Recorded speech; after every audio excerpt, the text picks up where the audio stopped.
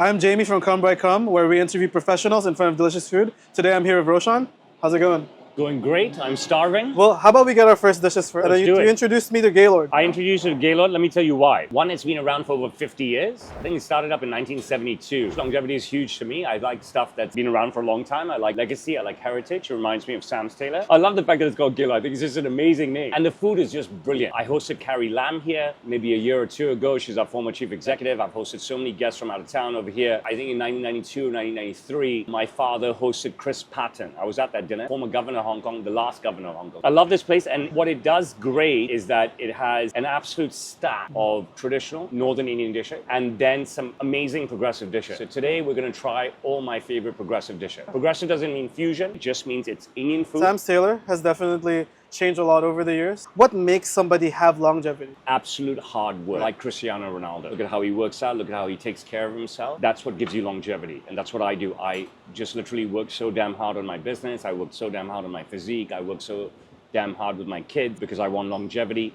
I've inherited heritage, I've inherited legacy, I've inherited longevity, and now I need to maintain it and then be able to pass it on. You provide such a high-class luxury service, and breaking into social media is something that not everybody's comfortable in doing. How did you come up with it, and how did you find your winning formula? So I didn't come up with anything, and I wouldn't say I stumbled upon anything. I'm just a very transparent person. I had a great belief, and I still do, that my client base and my potential client base should see everything that goes into how I make my product, how I service my client, but they should also see the type of human being I am. They should see my workouts, the way I eat, the way I vacation, and how I am with my children. And if they can really connect with me, it'll make it much easier for them to connect with my business. So transparency is key to me. As soon as I found out what the social media vehicle was, and I'm a very early adopter, I use it just to pretty much expose myself. Social media is a free window to the outside world. I just left the window open, and I didn't hope, I didn't expect, I didn't keep my fingers crossed for anything. I was just like, whoever the boy is out there, come and have a look, and it's worked out for me. I've been to some of your fittings. It always seems very professional,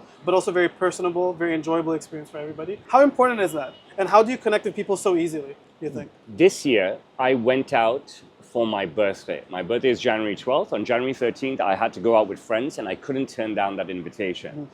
And since January 13th, we are now August 31st. I've not been out with a single friend for lunch or dinner at all. Right. I've only been out with my kids. The reason being is because I don't need social interaction outside of work, because my work entails so much social interaction that is not forced upon me. It's not something that I instigate. It's just something that happens. It's been like that since the start of my career. I've never had to go out and wind down. Right. I talk to a new person, a brand new person, every hour on the hour, and I do that 6.5 days a week, and it exhausts me, but it also refreshes me, replenishes me. I know these are oxymorons, but when I'm done, I'm just so burnt at the end of the day. I have a unique knack of just getting along with people. Right. Okay? I understand work culture, I understand nationality, I understand gender, I understand specifics about everybody globally. So it's very, very, very simple for me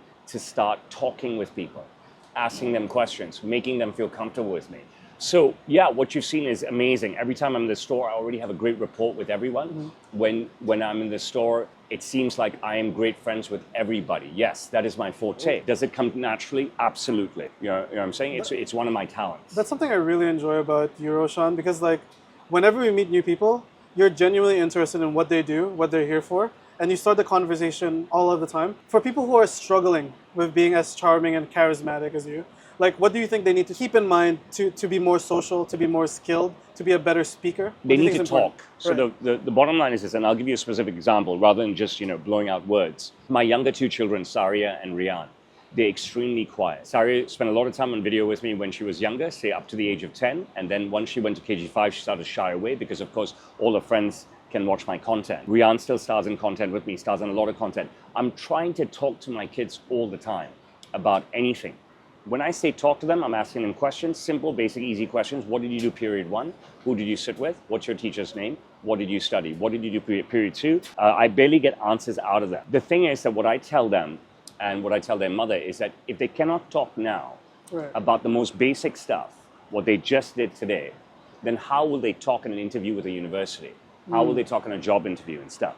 If you have problems with confidence, you just need to get out there and speak. okay? You have a voice. You can speak. You may fail. You may fail miserably. You may utter garbage, okay? It could all be gibberish, but so what? If I went onto a pickleball court now, I've never played pickleball, I would be garbage at it, but I would never be scared to go out there every single day and keep playing pickleball. I would never become pickleball's version of Djokovic, Right. but I would become decent, all right? So anything, not just speaking, entails practice. Practice doesn't mean you should be in front of the mirror. Practice doesn't mean you need to be writing stuff down.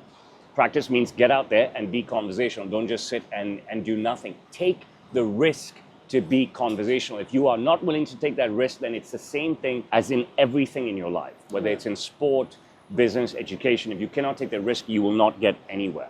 I think a lot of people are crippled by the idea of failing and rejection, and that stops them from getting the reps in to actually be good. I know you think that makes no sense, but what do you think, like for someone who has low confidence, is intensely afraid of failing, how do they get over themselves? How do they get over the embarrassment? How do they get over, these negative thoughts that frankly doesn't really make sense? Okay, it's very, very simple, okay?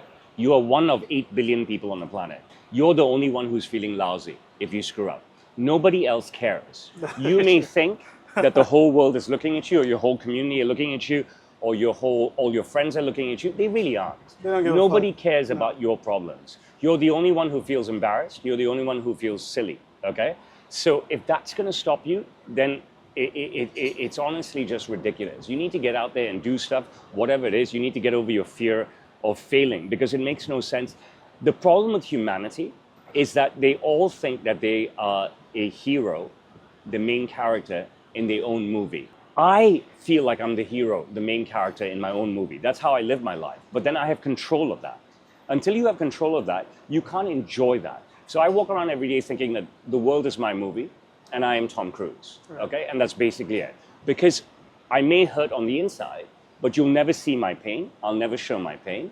And I may feel embarrassed and I may screw up and I may screw up relentlessly, but if it's because I keep trying to succeed. It's because I keep trying to be somebody.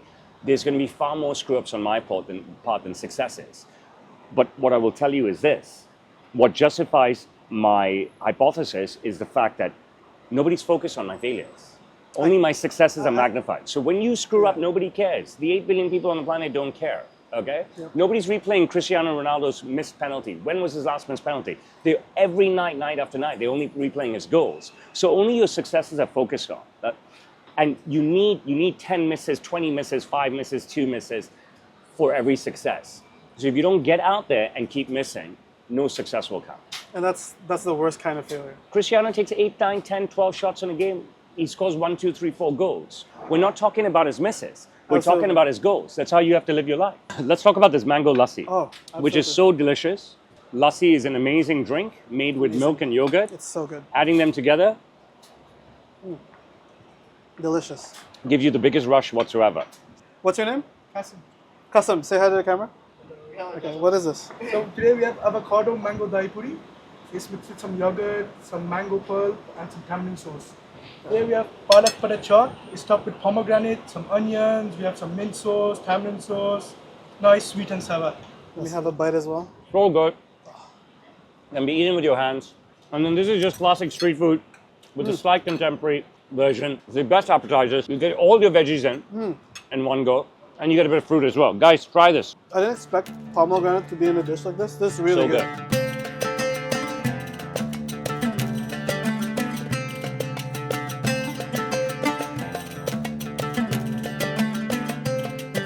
On TikTok, I have nearly 150 videos with over 1 million views. So I've got one with 20-something, one with 15-something, one with 11-something. I've got 9s, I've got 8s, I've got 7s, I've got 6s, I've got 5s, I've got 4s, I've got 3s, I've got 2s, I've got 1s. A ton of 1s. I think I have 50-something in just the 1s. Have I broken 1 billion views? I would like to think so, because there's so many people who have reposted my stuff. So we're counting all the stuff that I've been involved in. The videos of yours that I've started have all got millions of views. So I reckon, yeah, I've probably got 1 billion views. I think so. I think so too, because you've had so many posts on Instagram. People repost you on every platform, basically, especially on TikTok and Instagram. And I've only been making content for 6 months, and I think I have 150 million on Instagram alone, and I post a fraction of what you've done. Like, I would be, to be honest, I think you're probably closer to 1.52 billion. Well, the thing is that what I want to reiterate is I'm not making content for any other reason other than to make people aware of my business. Okay? Everything I do is quick and dirty. Yep. Nothing is edited, nothing is scripted, nothing is pre-planned. Whatever situation I'm in, if we just came here for a casual lunch, I would shoot something and I would post it in some sort of format. Whatever I post not only goes on Instagram and TikTok, but it goes on Facebook, it goes on LinkedIn, it goes on Snapchat, it goes on Douyin, it goes on Little Red Book. And so whilst the numbers on the other platforms may not be as high, I think my reach It's crazy. demographically is huge. It's Billions. not just one market, it's not just a set of kids. Like, Yeah.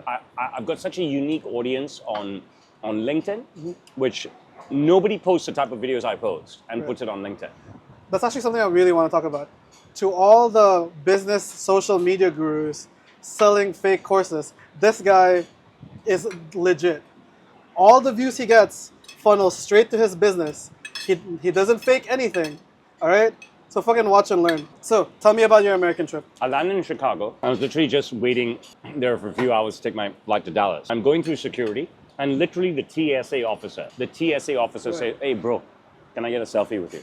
And I've just landed in the United States, and I haven't been in the United States in 17 years. It was absolutely wild. 3 more hours for selfies in Chicago airport before I got on the plane to Dallas. Everywhere I went to Dallas. On the cruise ship that I took to go to Mexico. Dude, you must be an icon to all brown people going through a TSA. Because like they treated you so well. I mean, I don't know about being an icon. Yeah. I think that I have my own brand of humor. And everybody And my that own likes it brand of gets it, humor. right?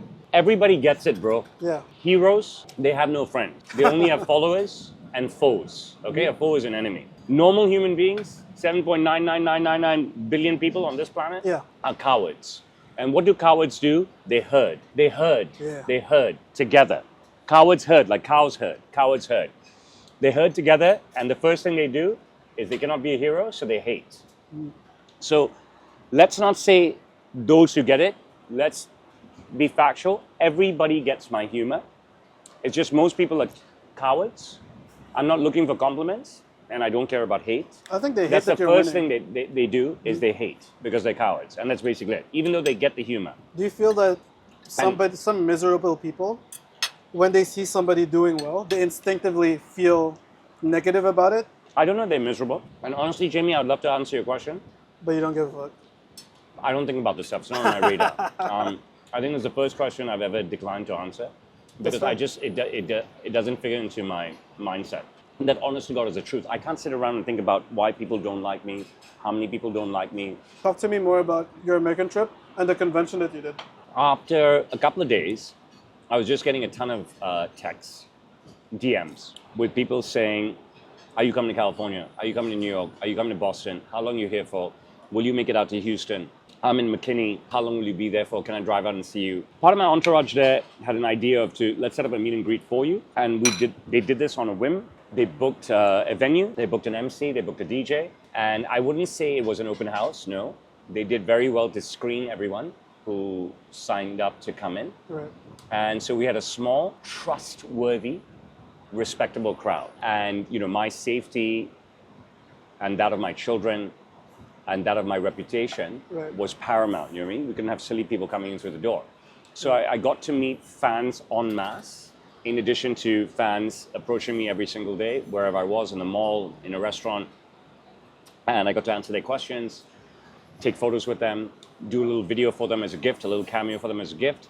And I gave a talk. And I just took over from there. I spoke for about 55 minutes. For me, at the end of it, I just felt so incredible. Felt like I won the World Cup or Wimbledon because I had no script, I had no prep, I had no direction, I had no heads up on anything. I just spoke to a room of people that I had never met in my life. And also, it was my first talk in a foreign country. And it was the first time that I spoke at that length where my children got to watch me. Now, I've spoken at length many times, but my children have always been at school or not invited. So it was very special that I had my 3 young children to see me there. Okay, Faisal, what do we got? You have the most delicious milky chicken kebab and lamb that you are going to die when it enters your mouth, okay? This baby is just dream melt in your mouth stuff. Just a modern take of kebabs. How yummy is this? It's just like my career. I did not reinvent the suit, nor did I invent the suit, nor is my suit a fusion between a historical suit and a Chinese suit, or a historical suit and an Indian suit. I give people what they want. I can help them make something a bit more progressive and contemporary, but still relevant. and not out there. But most importantly, I bring people's vision to life. And I think this is what Tailor does with their food. I mean, it's just Indian food of 2024. Can you tell me how the relationship between you and Gaylord first started? Because you've been here since they opened. Well, Tell me more about that. it was our go-to Indian restaurant, and it was so close by. They were so accommodating. They also had a tandoori oven, which was open, and you could look inside of it. They made rumali roti and everything else, and you could actually look in and see what they were doing. Very transparent, and that's what I liked. Everything was super fresh. Everything took a lot of time to come, all right? Because you order, and then they make it, and it takes time to make stuff. Fresh roti, fresh naan, fresh food. So that's what brought me to Gaylord, and what made me stay. And then, like I said, in the 1990s, we hosted Governor Chris Patton for dinner. That's and so they were great. very accommodating. We took the whole restaurant. We had a lot of guests, and they were just incredible to us. So I think our relationship was really forged that night, and we've never looked back. Do you think that that's the experience most of your clients get every time? I know that's the experience that all my clients get. I think I gravitate towards stuff that really appeals to me. I think I gravitate to things that mirror me. So this is the perk of being friends with Roshan. Of You get to eating go good to- food? Yeah, absolutely. Making amazing videos. I love food. Oh, Good stuff, right? Bro, my biggest expense is food. My biggest expense is food. Okay? I don't spend a dollar on alcohol. I don't drink. I was gonna say, like, do you remember your first viral video? I really don't. What's the earliest one you remember, though? Guys, somebody records from my shop. One of my staff will record a video. Right. If I'm out with my kids, maybe my oldest daughter will record the video. I never watch the video. I just put in whatever text I need to put, and then I hit post. I finish that before the video runs. I don't know what's coming. I never edit anything. I don't watch it back. I don't know. That kind of stuff doesn't bother me. I always say to myself that one day will be in my 60s, 70s, whatever. That's the day I'll go back and watch everything and reminisce. You keep saying that it's admirable that I get so much content out. It's because I don't edit it. I don't even watch it. Okay. You know what I mean? I just put it out, and that's pretty much it. And I put out one great video a day, and I think all the videos are great. I think everything I say is great because it came from me. And if you actually listen to every video, right, the context is different. Yeah. I'm taking the piss based on what I watch on CNN. You know what I mean? It's it's a lot. It didn't start that way, but recently it's a lot of anti-woke stuff that comes out of my mouth. And it's also whoever you're dealing with. Like if a certain client, maybe you'll make fun of them, or maybe they're good at taking the piss. And it's an enjoyable time with you guys. I'll go all out moment on that. Like, oh, do you just come from Utah? Something like that. Do you get About married 5 first year wives. of college? Yeah. Shout out the Mormons. Shout out the moments. I love Yeah, the shout out the moments. moments, I think yeah. they're amazing. If the video entails a moment, right? Yes. Every word that comes out of my mouth is going to be about the moment and the suit. If the audience finds it funny or repulsive, then yes, they could find me repulsive. They could find the moment repulsive. I don't know. You know what I mean? If it's about a young Chinese boy, it's about a young Chinese boy. If he's tiny, he's tiny. You know what I'm saying? We're in Hong Kong. There's plenty of those. Yeah, right. If he's young half Chinese boy, young quarter Chinese boy, young half Filipino boy. Greasy You know what I white mean? man as well. You know, if he's greasy, if he's sweaty, if he's stinky, if he's fat, if he's white, if he's pasty. Look, I'm an Indian guy. Yeah. Please call me an Indian guy. Indian I guy. only want to be an Indian guy. It doesn't mean that I think lesser of any other race or color. Right. I really don't see in color. Right. Okay? I'm an Indian living in China. But I like tribalism. I don't understand why you can go to a stadium Right. and half of them can say USA, USA, USA, and half of the people can cheer for Mexico. Right. And that's okay. But when you leave the stadium and you live your life normally, you can't be proud to be an Indian. About you your know what I mean? culture, right? Yeah. So I'm happy being Indian, man. We have Shah Rukh Khan. He's King Khan. You know what I'm saying? It's sick. Man, I love Cristiano Ronaldo. If I was Portuguese, So bro, much my pride for wallpaper that. would be Cristiano Ronaldo. Okay. So I don't want to be called anything other than Indian. And I find it funny in the West that it's bad to call people what they are, right? Right. So I like calling people what they are. Yeah, you know what I mean? absolutely. If there's an Arab in front of me, I was like, look at this fucking Arab, man. He's fucking dripping in oil and cash and whatever, you know what I mean? Look at this gorgeous white girl. Oh, look at me, the brown man who is going to conquer this gorgeous white girl. You see, I grew up in the 80s, bro, right? So at that time, it wasn't us. It wasn't people of color, right? Everyone here is colored. There's no Yeah. white people here right now, right? And it wasn't us that created these rules and boundaries and We don't give a and fuck. stuff, right? Yeah, I don't care. So for me, when I was in KG5, I think the biggest thing for me was like for the Indian guy to nab a white girl, white as white. You know what I'm saying? And that's pretty much it. I only want to preserve my culture. Absolutely. I have so much love and belief. I have so much love for it and belief in it that I remember so many conversations I had with my dad when he'd see me with a specific girl, right? Yeah. Even if she was a brown girl, say she was Punjabi, right? Right, You know, he'd be like, I'm like, Papa, I'm going to marry a Sindhi girl. Don't worry. I mean, just let me have a good time. Just leave me alone. You read? I got my head on screwed on right. Now, these are answers that he needed to hear. Right. I don't necessarily have the same belief system as him, Yeah. but I only ever wanted to marry an Indian woman, a Sindhi woman, Yes. and continue my lineage. Right. You talked to me about this before. How important is it to let your children understand these values growing up? Because the world is pretty different than it was when you were growing up. Do you ever like watch what they're watching online? Because there's a lot of garbage there too. You cannot control your children. Okay. It's very, very difficult. You can lecture them to them all you want. You have no guarantee that they're going to listen. Mm-hmm. What you can do is you can try to exert a little bit of control, okay? You can constantly lecture them, okay, and hope something sinks in. But you can also lead by example. You can do all three in tandem. I have explained to my children that I didn't write this saying, but marriage is about two families coming together. Yeah, it's And not there's just individuals. And it's there's a reason for it, because it's true. Young couples need help to stay together, especially in this era, okay? Couples need help with their children. Couples need help with their finances. Couples need help with their problems, all right? The best form of help is family. The best form of family is the one that has the same belief system that you have. So you don't have to constantly be translating something to other cultures. Because things are so complex. So I saw that at a very young age, right? I said to myself that I did not want to spend the rest of my life having to explain my family, my way of doing things in my culture to my partner and my partner's family. Right. Okay? So I explained that to my children, and I was like, that's something that you have to consider. But you're lucky in the fact that whatever you choose to do, you have a guy like me and a father that will support you and try to adhere to what you want. However, the reasons that I made my choices, okay, was that I was only going to marry an Indian girl was because I didn't want to have the cumbersome, I didn't want to set myself up on a cumbersome path where I've got to explain rituals to people. And my religion and my culture is very ritualistic. Right. So for me, it was just a lot easier. Listen, I made a decision long ago. I'm going to marry any girl no matter what. And that's pretty much it. And luckily, I fell in love with one. And now I have 3 beautiful children. I think that's awesome. Yeah, it is awesome. Bro, I mean, I'm fucking living the dream. Yeah. I'm telling you. Hey, next round. Yeah, you're going to love this. Seriously. I'm excited. Man, that looks So good. let me tell you about the food, and then we can talk more. Butter chicken. So this is a classic butter chicken. This is so good. You will want to become vegetarian. So you can just eat this every day. You're going to just die. Another super classic, chicken tikka masala, is the #1 dish in the United Kingdom. Yeah, it's Okay, the everyone knows chicken tikka Mickey. national. Just a sensational, another high-protein chicken melt-in-your-mouth dish. And their signature now, the truffle butter chicken.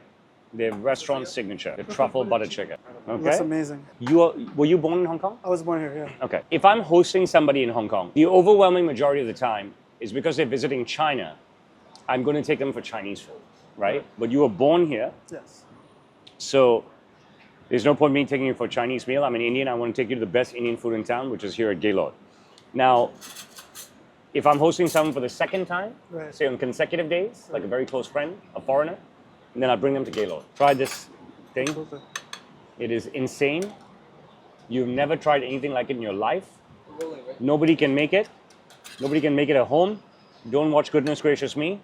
And believe any auntie can make this at home. You only get this at Gaylord, by the way. Only get this at Gaylord. I know this is going to be delicious. Tell me how it's going to be. Is it not stupid good? Is it not melt in your mouth? I want to die right now. I've gone to heaven. Stupid good. I'd be vegetarian just for that. That's so good. One of my failures is trying to teach my kids to eat Indian food and getting them to love it. They're just not into it at all. Really? Which sucks. Yeah. They love Indian movies, Indian TV series. We watch a lot of stuff on Netflix at home. They like Indian music, but they just don't like Indian food. Sorry, Roshan, this is really good. Come to Gaylord. I've worked with so many celebrities over the course of my career. Just this year, you had Tom Segura and Scotty Barnes. 100%. Yeah, and a lot of other people. Lots and lots of other people. I had Brian Habana, the greatest rugby player ever. So we've talked about this before, and you definitely talk to a lot of people at the top of their craft all the time, but you never get starstruck. Tell Crumb by Crumb about that story. I always get starstruck. But you mentioned you don't allow it to affect your professionalism. I think that's what you said. I don't think anybody should do that. So look, I get starstruck all the time. Now let me tell you a story. In the 1980s, I came back from school one day. I don't know if I was in Kowloon Junior or KG5. And my store was a football player called Dale Tempest. And he played for South China. And this predates the English Premiership. This predates Sky TV. You only have your 4 channels in Hong Kong. Cable TV doesn't exist in the world. So the only football you get is the World Cup every 4 years and the FA Cup semi-finals and the FA Cup final. Okay, live. And you get these package highlights reels of the English Football League and Serie A. As a Hong Konger, you would be proud of your local teams like South China and Lai San. You're a part of it. And Eastern. So Dale Tempest was a superstar striker in Hong Kong. And he was in my shop working with my dad, and I walked in and I was like, oh my goodness, Dale Tempest. And my dad yelled at me, told me off so badly. He said, control yourself. So I always get starstruck, but I keep it within. I met David Beckham this year. My daughter, Serena, was like starstruck. But I've introduced her to so many celebrities, so this softens it, right? It's not like the first celebrity she's ever met was David Beckham. Same thing with her mom. In the video that I posted, oh my goodness, she's like saying that, this is David Beckham. I was so starstruck when I met him. I was like, oh my, David, you are a blessing.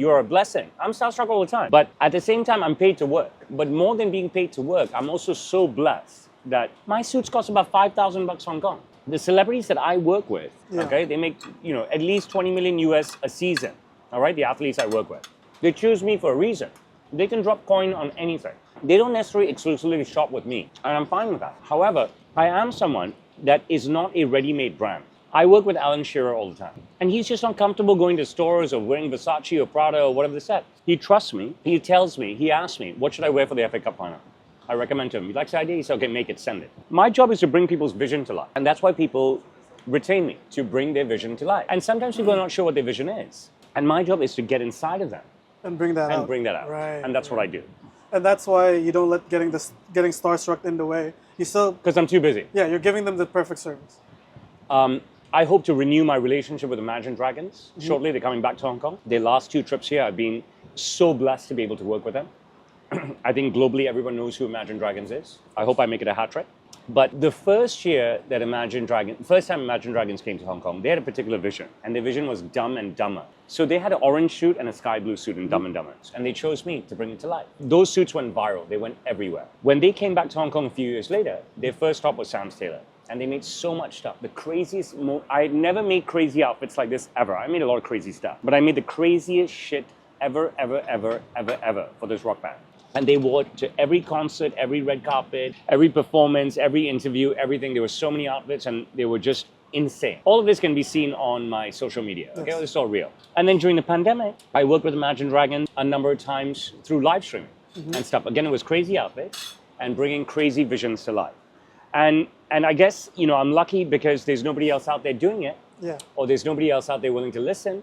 Or there's nobody else out there willing to be able to imagine what they're imagining. Right. There's no dragon out there like me being able to imagine what they're imagining and creating stuff, making it happen. When I have fans, I don't know what to call them, fans, I'm very cautious. And this is why I don't buy into hate. I'm not a fan of Lionel Messi. That's a ridiculous thing for me to say. Whether I met them or not, there would be no hate that ever emanated from me. Right. I would never say Messi's not the GOAT. I would never say Pele's not the GOAT, right? There would be no hate they're great, for sure. coming out of me at all. Right? I wouldn't be hating on anybody. There's no reason to. So I am cautious about when people engage with me and stuff, because I don't know what camp they're from. But what I've realized from all my adventures, both here in Hong Kong and globally, so Kuala Lumpur since pandemic, Kuala Lumpur, Tokyo, Osaka, Dubai, and Dallas, people are drawn to me. Yes. And that makes me feel great about myself. Everywhere I go, people want to take a selfie with me. I don't know if they've been hating the comments or whatever. It doesn't matter. What I know is that people, when they see me, they want to engage with me. Right. They want to shoot a photo with me. They want something from me. How do I deal with that? I don't know, because I think it's just such an incredible blessing. It's totally wild. Never would I imagine in my life that, wherever I went, anywhere and everywhere I went, that people would ask me for selfies and stuff. I'm nowhere near saying that I'm recognized like Tom Segura Right. or I have that sort of fame. But it feels great that every single day of my life, wherever I am, somebody will ask me for a selfie. Yeah. It feels amazing. I mean, you've done so much. Like, can you imagine how many people got enjoyment just from you posting your actual work every day? I don't think about outside of that. the service. I don't think about that. I think it's pretty cool. I don't know about the enjoyment and stuff. Right. I just believe that I have a certain brand of comedy, which I Yes. think is my own. And I think that, I believe that everybody laughs at it and appreciates it. One of my favorite things about your content is that it feels like everyone's friends because they're all in on the joke. Everyone is in on Like, the joke. Everybody, right? Everyone that freaks out, that think that it's like no consent, they can't make the video if they didn't consent to it. Bro, people beg me for videos. I'm like, you understand that you could get 1 million views. You understand that people are going to see this. You understand that I'm going to put it on 20 different platforms. You cannot ask me to take this down once we shoot the video. Every person that's on a video with Roshan are friends with Roshan. It doesn't take a super intelligent person to get that. My grandfather started the business in 1957. Okay. Yeah. And you started working, I'm guessing this was your first job. Did you go straight to the Okay. business? So from the ages of 11 to 16, every summer, Christmas, and Easter holiday, I'd work in the store. Right. At 16, I got a job filing and delivering stuff. 17, I interned for Merrill Lynch. 18, I took the summer off because I was going to NYU. 19, I took a job in Wanchai, filing and delivering stuff. 20, I worked for a big headhunting firm called Russell Reynolds this summer. 21, I graduated from university. I moved back to Hong Kong. So I lived in New York for 3 years. I went to NYU. I moved back to Hong Kong. I joined a big British law firm called Herbert Smith. I worked there for 6 months. I then got recruited to move to London, where I worked for 13 months for 2 different startups, a personal concierge service, and an online auction site. And this is now my 25th year at Sam's Tailor. Obviously, you must have started under your dad, right? How has it been having him as a role model at the workplace? Because not everyone gets that opportunity to work so closely with their parents, right? If I were to be honest, Yeah. it's very tough for me to get into details about that because it would sound like my father is not a very nice person. That's how it would sound like. I don't know what's going on inside his head. I don't know why I can never make him happy. I don't know why he doesn't appreciate, acknowledge, enjoy all my accomplishments. Not any, but all. And there are many, and I think I accomplished something You've accomplished so much. small every single day, big every single week, and major every single month. But there is some great takeaways. Number one, what shaped me to become the individual I am is seeing my father's sheer hard work and ethic. And as hard as I work, and I work very, very hard, there's still certain things that I cannot do that he does. I cannot be as humble as him. I cannot bend the way he does. He's quite a remarkable man. My father has an MB from Queen Elizabeth. He's knighted by the King of Belgium. He has a Medal of Honor from Chung Chi-Hwa. He was made a Justice of Peace by Donald Chung. And he got the Bronze Bohemia Star from Carrie Lam. It's quite a resume. He's worked with 4 American presidents, and the list goes on and on and on. I never tried to emulate my father, but I learned work ethic from him. Right. I learned the sheer work ethic. I don't think my father's ever taught me anything. But he led by example in some ways. But I think he had to do what he had to do. Right. Okay, so that's one thing. Second thing is I've never been wanting for anything. Bro, I'm paid. Right. Okay? All right? Now, you can be an 11-year-old left at home, or you can be an 11-year-old left at home that's paid. Yeah. All right? You have a choice. Which one do you take? Be paid. Who paid? My dad paid. My dad gave me everything. Doesn't matter if it was a big heart or not. He still gave it to me, right? Yeah. Maybe my daughters don't think I'm a great dad. I don't know. Maybe their mother doesn't think I'm a great dad. I don't know. Do I think that I'm a great dad? I can be better. Am I capable of being homogenous? I am incapable of being homogenous. Not that I don't want to.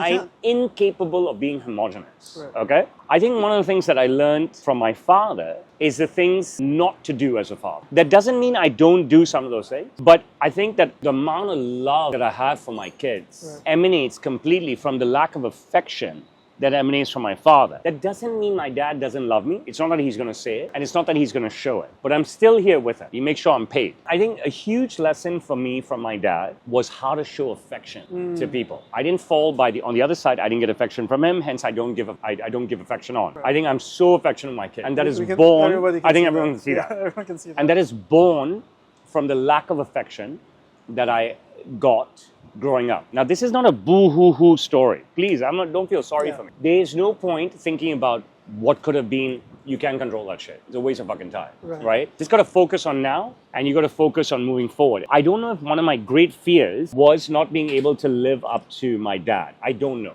What I do know that I was always constantly compared to my father. And when you have old people coming, like they're 50-something, 60-something, 70-something, Right. and they have no grasp of social media or the internet Yeah. or even Netflix, right? And they come back after 5 years, 10 years, okay? And they still see my father as my father, the hero. And they think that the business now is because he's my father, the hero, Right. right? And they don't know what I've added to it. Right. I don't feel bad. Right. I just actually am reminded what I've added to it. Right. I'm reminded of, what these people don't know and what my achievements are. But at the same time, I know that I couldn't have achieved what I did, and maybe I'm selling myself short, without this foundation. So I don't take the foundation for granted, and I don't take the credit either. Actually, I don't want the credit. You know what I'm saying? Like, I don't really care. I don't need someone to tell me, Roshan, you did great. Yeah. I really don't need it. You know what you did. I know what I did. Yeah. I joined this business when Sam Tailor was 43 years old. I then took it to 65 and now 67 years old. I need to take it to a place, what I want, and I never knew what I want, but I finally know what I want. And I know that I want to take it to a place credible enough so that if my kids want it, Yeah. it is something as good as, when Right. I joined my father. If I can achieve that, then I will pat myself on the back. Yeah. And do it in a way that's theirs as well. Yes, 100%. If you guys are ever in Hong Kong, not stopping by Gaylord or Sam's Tailor is a fucking crime, by the way. Rian's on the up and coming now. He's making his presence known in this world. Do you see him taking over the business at some point? Okay, so I would never force anything Right. upon any of the three of them. My job is to give them tools. My job is to give them courage. If there's one thing I can teach my kids, it's courage. I made it my responsibility a number of years ago to say, you know what, shit, I'm so goddamn brave. I'm brave to the extent that I'm stupid. And my bravery is not I'll jump out of a building and I'll do parkour. I think you guys know my bravery. You know what I'm saying? Yeah. My mouth and my physicality can get me in a lot of trouble, okay? Yeah. My job is to equip my kids with a skill set, a knowledge base, plenty of cash, and plenty of property in case they're fucking idiots. Okay, I can't control that. Okay. All right, seriously. I don't care if they go to college or not. I'm not a big believer in tertiary education. And these are not just random statements. I will tell you why. When I went to university, it was a big deal because not half the global population was going. 2, when I went to university, a bachelor's degree meant something. It meant Wow, something. you have a bachelor's degree. Now people have masters, PhDs, God knows what. 3, I don't want to ever exert any pressure on my kids. Okay? Right. You want to go to uni, you don't want to go to uni, I'm going to be there for you. As long as I'm alive, I'm going to be there for you. Okay? You want to work with me, you want to work outside, you want me to get you a job, I'll get you a job. You screw up with my friend, I'll smack you, whatever it is. We'll figure out. We'll get through it. But Yeah. I'll be there. The support I'll be is there, right? Yeah. And 4, just do what you want to do. I believe that there's going to be a massive, I think there already is, but there's going to be a massive lack of vocational skills on the planet. Absolutely. Everybody wants to be a lawyer, a doctor, or now a physiotherapist. I don't know, you know what I mean? Yeah. Nobody wants to be a mechanic, a plumber. You know what I mean? We're going to have a lot of problems in this world. So I can't tell my kids what to do.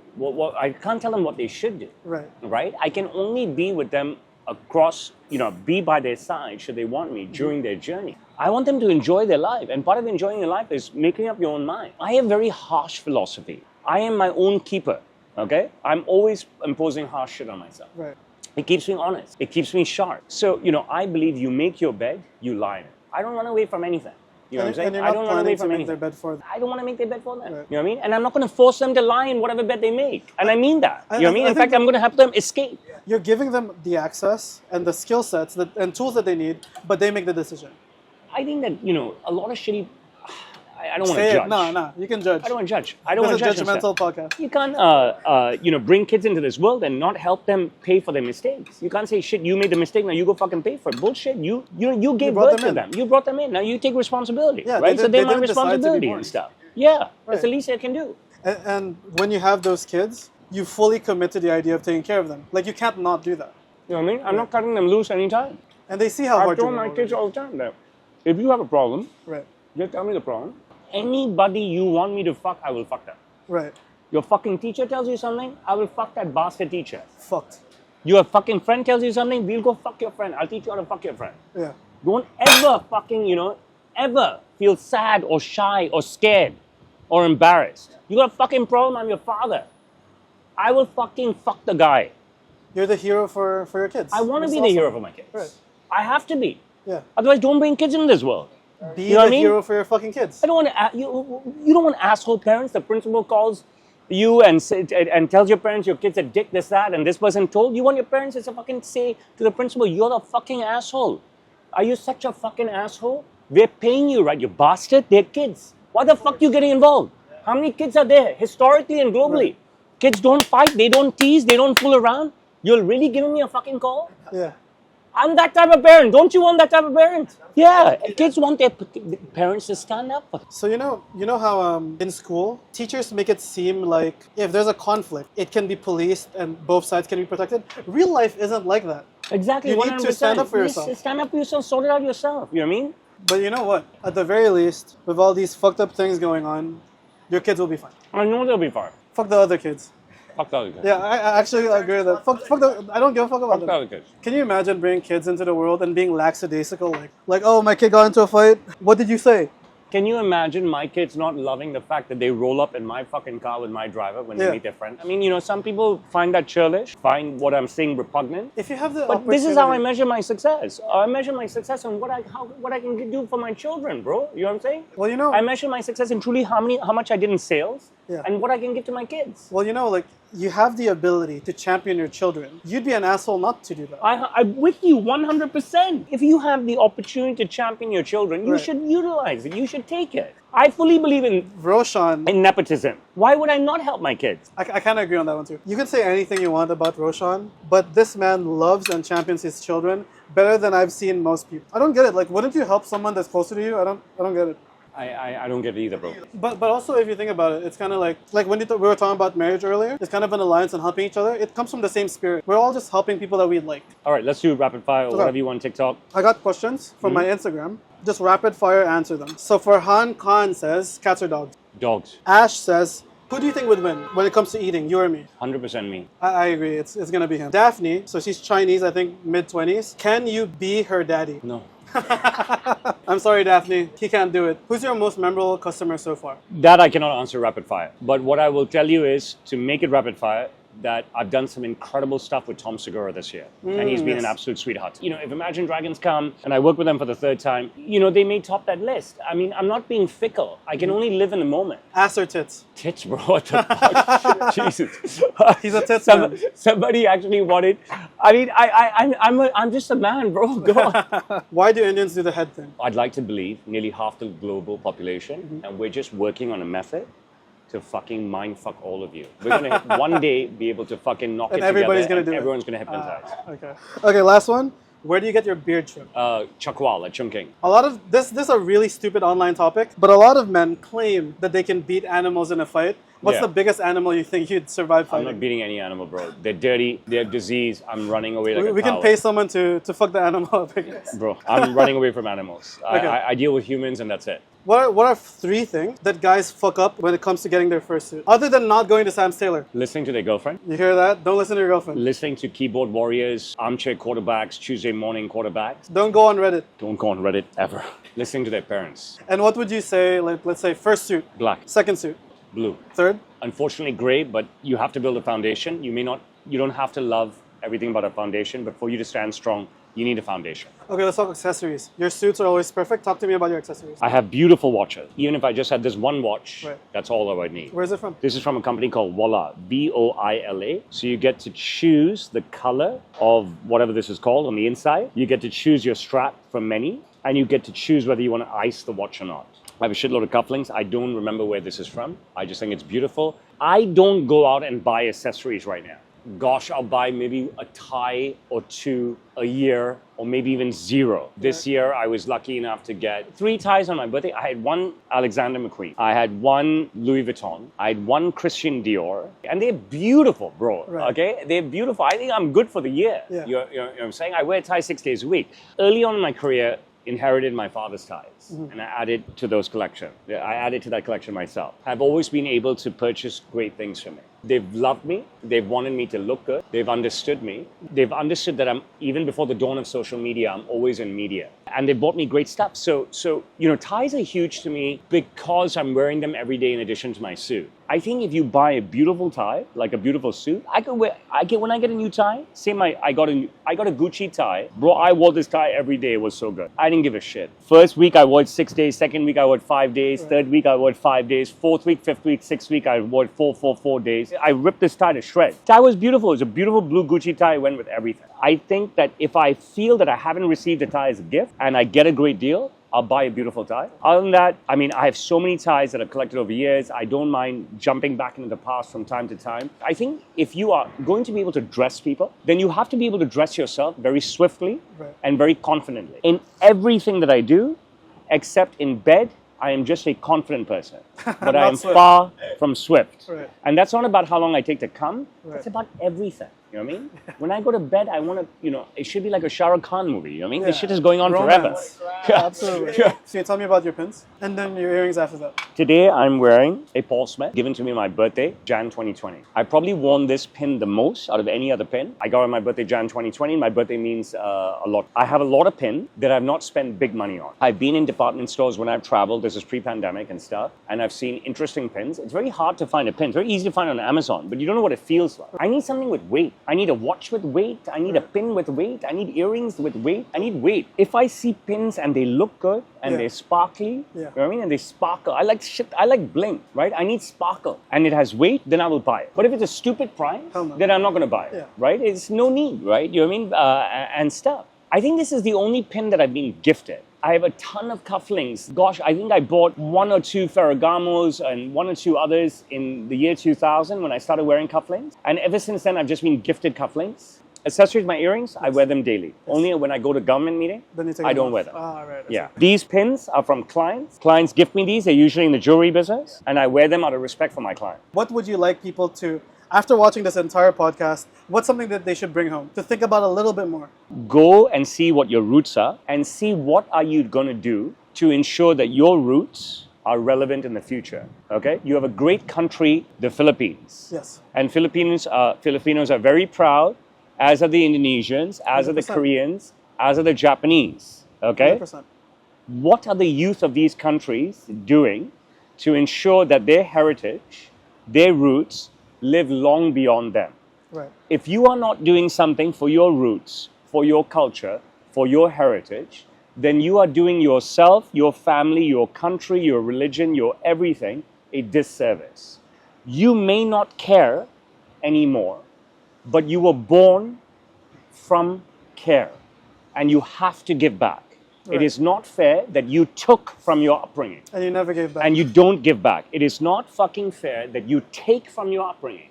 You grew up in a great Indian home, a great Pakistani home, some sort of Muslim home, Filipino home, Indonesian home, blah, blah, blah, Christian home, Catholic home. Just because you're suddenly agnostic, atheist, don't give a fuck, fucked up fucker, that you don't give back. You got to give something back. Yeah.